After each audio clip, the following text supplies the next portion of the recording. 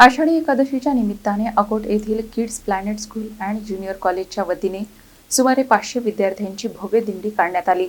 विठ्ठल नामाच्या अखंड गजरात संपूर्ण परिसर भक्तिमय वातावरणाने दुमदुमून गेला। आषाढी एकादशीच्या पावन पर्वानिमित्त kids planet school and junior college Akot यांच्या वतीने शाळेपासून संत नरहरी महाराज मंदिरापर्यंत भव्य दिंडी रॅलीचे आयोजन करण्यात आले। या दिंडीत सुमारे 500 चिमुकल्या विद्यार्थ्यांनी उत्स्फूर्त सहभाग घेत विठ्ठल भक्तीचा अनोखा संदेश दिला।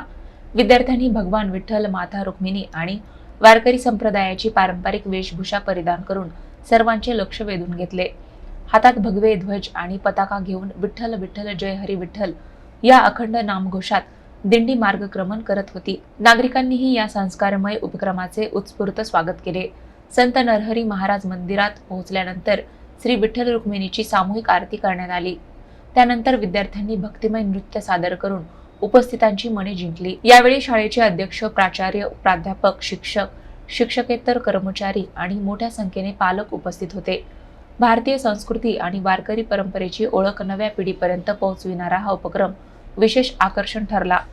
मला अभिमान आहे की माझी टीम KPS ज्यामध्ये सर्व शिक्षक आणि सर्व शिक्षिका आवर्जून उपस्थित राहतात आणि आज 500च्या जवळपास मुलांना घेऊन मी या संतांच्या चरणी आलेलो आहो, विठू माऊलीच्या चरणी आलेलो आहो आणि विठू माऊलीला विनंती करेल की पुरांना संस्कारी, सुसंस्कारी आणि शैक्षणिक दृष्टिकोनातून सुद्धा खूप यश मिळो हीच यांच्या चरणी प्रार्थना करतो।